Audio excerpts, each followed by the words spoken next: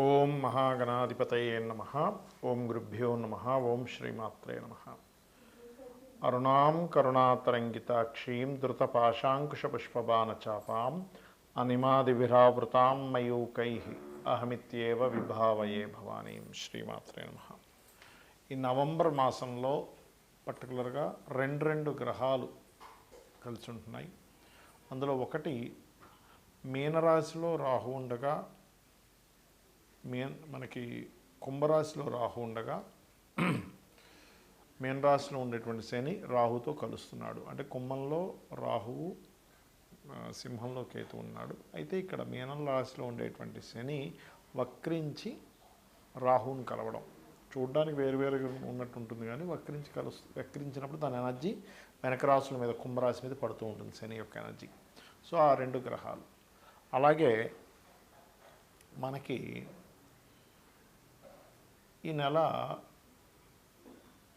బుధుడు కుజుడు కలిసి వృశ్చికంలోని, మరియు అదేవిధంగా రవి శుక్రుడు కలిసి తులారాశిలోని, మరింత కొంతకాలం తర్వాత ఈ బుధుడు శుక్రుడు కలిసి మరలా తులారాశిలో, ఇలా రెండు ప్లానెట్స్, రెండు శుభగ్రహాలు ఒకసారి నీచభంగ రాజయోగం కలవడము, మరొకసారి అగ్రెసివ్ ఇచ్చేటువంటి ప్లానెట్, బుద్ధికి సంబంధించిన ప్లానెట్ రెండు కలవడం. ఈ డిఫరెంట్ కాంబినేషన్స్ వల్ల ద్వాదశ లగ్నాల వారికి, లగ్నం తెలియని వారు రాసి చూసుకోవచ్చు, వీరికి ఏ విధమైనటువంటి ఫలితములు జరగనున్నాయి, ఏ విషయాల పట్ల జాగ్రత్త వహించాలి అని చెప్పి చూసుకున్నట్లయితే, అయితే ఈ విషయాలు చెప్తుంది నేనైనప్పటికీ కూడా చెప్పిస్తుంది సాక్షాత్తులంతా అమ్మవారిగా భావిస్తూ ఒక్కొక్క విషయం మనం తెలుసుకుందాం.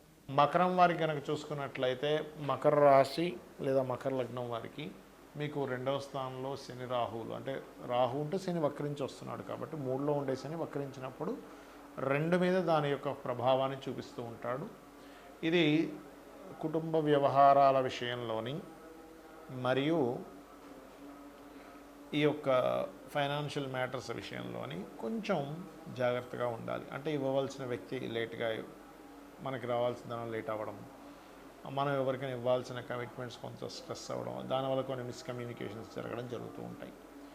అలాగే ఇక్కడ మీకు సప్తమంలో గురువు ఉన్నాడు కాబట్టి వివాహ సంబంధించిన ప్రయత్నాలకు బాగుంటుంది, దానిలో ఎటువంటి ఇబ్బంది లేదు. అయితే ఎప్పటి నుంచో ప్రమోషన్స్ రావాలి, లేనట్లయితే కొన్ని ఆల్ ఆఫ్ సడన్గా ఒక చేంజ్ కోసం కోరుకుంటూ ఉంటాం. అంటే ఆల్రెడీ ఉద్యోగంలో ఉంటూ ఇక్కడ నుంచి కాకుండా ఇంకో దగ్గరికి వెళ్తే బాగును, బెంగళూరు వెళ్తే బాగును, యూఎస్ వెళ్తే బాగును, ఇట్లా రకరకాల ఆలోచనలు ఉంటాయి ఒక్కొక్క వ్యక్తికి. అలాగా ఎవరైతే చేంజ్ అవ్వాలి అనేటువంటి ప్రయత్నం చేస్తుంటారో, లేదా విదేశాలలో ఉద్యోగం కోసం ప్రయత్నం చేస్తూ ఉంటారో, విదేశీ సంపద కోసం ప్రయత్నాన్ని కొనసాగిస్తూ ఉంటారో, వారికి ఇప్పుడు సప్తమంలో ఉండేటువంటి గురువు, దశమ స్థానంలో ఉండేటువంటి నీచభంగ రాజయోగాన్ని రవికి ఇస్తున్నటువంటి శుక్రుడు, వీరు తోడ్పడుతున్నారు. అదేవిధంగా రెండవ స్థానంలో ఉండేటువంటి రాహు. అయితే లాభంలో కుజుడు బుధుడు ఉండడం ఒక రకంగా ఫైట్ చేసైనా సరే మీరు సక్సెస్ను పొందుతారు అనేటువంటి కాంబినేషన్ చూపిస్తుంది. గవర్నమెంట్ రిలేటెడ్ సంబంధించిన ఎగ్జామ్స్ రాయడానికి, గవర్నమెంట్ రిలేటెడ్ వాటికి వెళ్ళడానికి అనుకూలంగా ఉంది రవికి నీచభంగ రాజయోగం కలిగినందుకు. కాబట్టి banking sectors, anything government related సంబంధించినవి, మెడికల్ రిలేటెడ్ సంబంధించిన వాటిలోకి వెళ్ళడానికి మీరు చేసే ప్రయత్నం ఇప్పుడు సఫలీకృతం అయ్యే సమయం నడుస్తుంది 2వ తేదీ నుంచి, పర్టికులర్గా 15 రోజులు. కాబట్టి ఈ యొక్క సమయంలో జాబ్స్ కావచ్చు, గవర్నమెంట్ జాబ్స్ కావచ్చు, ట్రై చేయండి. మరలా మీరు ఓం మాణిక్య మకుటాకార జానుద్వై విరాజితాయ నమః నామం చేస్తూ గణపతి ఆరాధన, లలిత అమ్మవారి యొక్క స్తోత్ర పఠనం, అమ్మవారి యొక్క నామాలు రెగ్యులర్గా జపిస్తూ, పర్టికులర్గా మీరు అమ్మవారి ఆలయాలను ఎక్కువగా సందర్శిస్తూ ఉండండి, అన్ని విధాలు బాగుంటుంది. చాలామంది జాతకం చెప్పించుకోవడం వల్ల ఉపయోగాలు ఏమిటి అనేటువంటి అడుగుతున్నారు. అయితే నేను మీకు ఒక క్లారిటీ ఇస్తున్నాను, గుర్తుపెట్టుకోండి. జాతకం చెప్పడం అంటే ఎంతసేపు ఏలినాటి శని ఉంది, మీకు పలానా కాల్సర్పయోగం ఉంది, లేదా గండం ఉంది, ఇలాంటివి మాత్రమే కాదు. అవన్నీ చాలా చిన్న అంశాలు ఏలినాటి శని అనేటువంటిది. ఎందుకంటే నేను నా ఎక్స్పీరియన్స్తో చెప్తున్నాను. జాతకం చెప్పిన తర్వాత ఏమంటే నాకు ఏలినాటి శని మీరు మాట్లాడలేదు అంటాడు.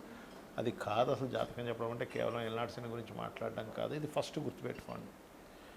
మీ జాతకం ఏం చెప్తుంది, మీరు పడుతున్నటువంటి శ్రమకి మీరు టైం స్పెండ్ చేస్తున్నటువంటి సమయానికి ఏ మార్గంలో వెళ్తే మీకు అన్ని విధాల లైఫ్లో బాగుంటుంది అనేటువంటి ఒక పర్ఫెక్ట్ డైరెక్షన్ని చూపించేది జ్యోతిష్యం, గుర్తుపెట్టుకోండి. అంటే మీరు ఇప్పుడు మీ ధనయోగం ఫలానా దాంట్లో ఉందనుకుందాం కాసేపు, ఏ టీచింగ్ దాంట్లోనో, హోటల్ దాంట్లోనో, ఫ్యాషన్ దాంట్లోనో ఉంది. కానీ వాటిని వదిలేసి ఇంకోటి ఏదో బిజినెస్ చేస్తున్నాం, లేకపోతే ఇంకోటి ఏదో చదువుతున్నాం.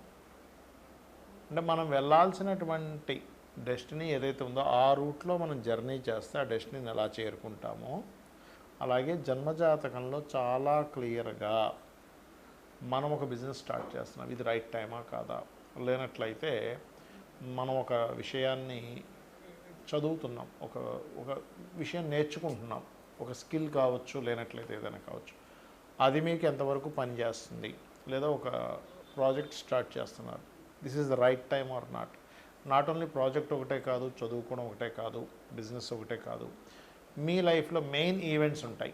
అంటే ఎలాంటివి? మ్యారేజ్. చాలామంది చూడండి, వాళ్ళ రేపు మ్యారేజ్ చేసుకుంటున్నారు, నెలల్లోని, రోజుల్లోని, కొన్ని సంవత్సరాలు విడిపోయిన వాళ్ళు ఉంటున్నారు. ఇందుకు కారణం ఏమిటి అంటే, ఇక్కడ మీ పర్సనల్ చార్ట్లో అసలు రైట్ టైం ఏంటి వివాహం చేసుకోవడానికి. ఇక్కడ జరుగుతుంది ఏంటంటే, ముహూర్తం పెట్టుకున్నప్పటికీ కూడా బ్రహ్మాండమైన ముహూర్తం అన్నారండి అందరూ, చాలా వివాహాలు జరిగాయి కానీ విడాకులు అయిపోతున్నాయి. ఎందుకు అంటే, బికాజ్ ఆఫ్ ముహూర్త బలం కొంతవరకు పనిచేస్తుంది, కానీ మీ పర్సనల్ చార్ట్లో మీరు ఎప్పుడు వివాహం చేసుకుంటే మంచిది అనేటువంటి చాలా స్పష్టంగా ఉంటుంది. 7th లార్డ్ అంటే 7వ అధిపతి, మీకు పార్ట్నర్ని ఇచ్చేటువంటి గ్రహం, సప్తమాధిపతి సప్తమాన్ని ఇచ్చేటువంటి పోర్ట్ఫోలియో. ఆ ప్లానెట్ ఉండే సిచ్యువేషన్ ఏంటి, కండిషన్ ఏంటి చూడాలి. అంటే దాన్ని బట్టి ఏంటి, మీకు ఎటువంటి జీవిత భాగస్వామి వస్తారు అనేది అది చెప్తుంది. అలాగే ఆ జీవిత భాగస్వామిని మీరు లైఫ్లోకి ఎప్పుడు తెచ్చుకోవాలి, జన్మజాతకంలో వెరీ క్లియర్గా మనకి ప్రతి ఒక్కరికి కూడా లైఫ్లో 3 నుంచి 5 సార్లు వస్తుంది అవకాశం, వివాహం చేసుకునే అవకాశం. అయితే ఇందులో మీరు గనక రాంగ్ స్టెప్ వేసి అది ఇచ్చేటువంటి ప్లానెట్ ఇచ్చేటువంటి సమయంలో తీసుకోకుండా ముందుగా కానీ లేకపోతే లేట్గా కానీ తీసుకుంటే అది ఆ రిజల్ట్ ఇవ్వదు. సరిగ్గా గుర్తుపెట్టుకోండి. అంటే అక్కడ నెగటివ్ ఎఫెక్ట్ ఉండేటువంటి నెగటివ్ ట్రిగర్ అయ్యేటువంటి సమయంలో కనుక మీరు వివాహం చేసుకున్నారు, అదే నెగటివ్ ట్రిగర్ అయ్యే సమయంలో చేసుకున్నారంటే, చిన్న ఎగ్జాంపుల్ చెప్తా. మీ ఇంట్లో ఒక మంచి చెట్టు ఉంది, మామిడి చెట్టు అనుకోండి, సీతాఫలం చెట్టు అనుకోండి, ఏదో చెట్టు, పళ్ళనిచ్చేటువంటి చెట్టు. అది ఇంకా పిందె సమయంలో ఉన్నప్పుడే మీరు తెంపేసి దాన్ని మామిడి పండులా తిందామంటే కుదరదు, పుల్లగా ఉంటుంది. లేదా గట్టిగా ఉన్నటువంటి అప్పుడే ఇంకా దాన్ని మగ్గనటువంటి సీతాఫలం తీసుకొని తినేస్తే ఎలా ఉంటుంది, అసలు అది టేస్టే ఉండదు. కానీ అదే సరిగ్గా మగ్గినటువంటి సమయంలో కనుక మీరు తీసుకుంటే ఆ యొక్క ఫలం యొక్క రసాన్ని మీరు ఆస్వాదించగలుగుతారు. అలాగే లైఫ్లో మీరు ఎప్పుడు ఎటువంటి డెసిషన్స్ తీసుకోవాలన్నా, ఒక విదేశానికి వెళ్ళాలన్నా, లేదా లైఫ్ పార్ట్నర్ని తెచ్చుకోవాలన్నా, ఒక ఇన్వెస్ట్మెంట్స్ చేయాలన్నా, లేనట్లయితే మీ యొక్క తత్వాన్ని, ఇప్పుడు చూడండి, కొంతమందికి ఒక లగ్నంలో పుడతారు, ఆ లగ్నానికి ఉదాహరణకి మిథున లగ్నమే అనుకుందాం.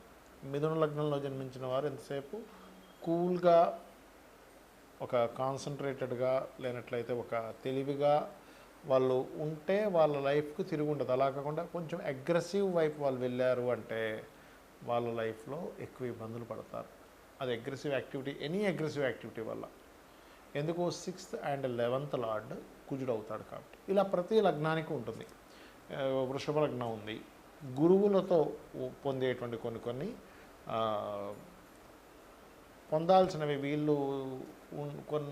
వీళ్ళ ఆలోచన విధానం వల్ల కావచ్చు మిస్ అవుతూ ఉంటారు. కాబట్టి గురువులతో జాగ్రత్తగా ఉండాలంటే, మనకి జన్మజాతకంలో ఏ లగ్నంలో పుడితే ఎటువంటి కర్మ అనుభవించడానికి, ఎటువంటివి మనం పొందడానికి పుట్టామనేటువంటిది ఉంటుంది. అంతేగాని కేవలం ఏదో ఏలినాటి శని ఉంది, అర్ధాష్టమి శని ఉంది, అష్టమి శని ఉంది, మీకు కాల్ సర్పయోగం ఉంది, ఇవి కాదు. చాలామందికి తెలియక ఇది బేసిక్ లెవెల్లో బేసిక్ విషయాలు. ఇవి తెలియక అనాలిసిస్ గురించి అర్థం కాక ఏవో పిచ్చి పిచ్చిగా, అయ్యో ఇంకా ఏలినాటి శని మాట్లాడలేదండి అంటుంటే నాకు చాలా నవ్వేస్తూ ఉంటుంది. అంటే ఏంటి చిన్న విషయాలు పట్టించుకొని అంటే, నేను ఎందుకు చెప్తున్నానంటే ఈ విషయం, ఏలినాటి శని మీ జీవితాన్ని పాడు చేసేటట్టు అయితే, నేను చాలాసార్లు చెప్పాను, పిఎం మోడీ గారు ఏలినాటి శనిలోనే అయ్యారు పిఎంగా. మన జగన్ గారు కావచ్చు, లేకపోతే స్వర్గీయ ఎన్టీ రామారావు గారు కావచ్చు. ఏలినాటి శని మిమ్మల్ని ఏమీ చెయ్యదు. స్లో అవుతుంటాయి పనులు, కొంచెం అవమానాలు పడుతుంటారు, కొంచెం స్ట్రెస్ ఎక్కువ పెరుగుతుంటుంది. అంత మాత్రం చేత జీవితం ఆగిపోతుంది. ఇది గుర్తుపెట్టుకోండి. శ్రీమాత్రే నమః.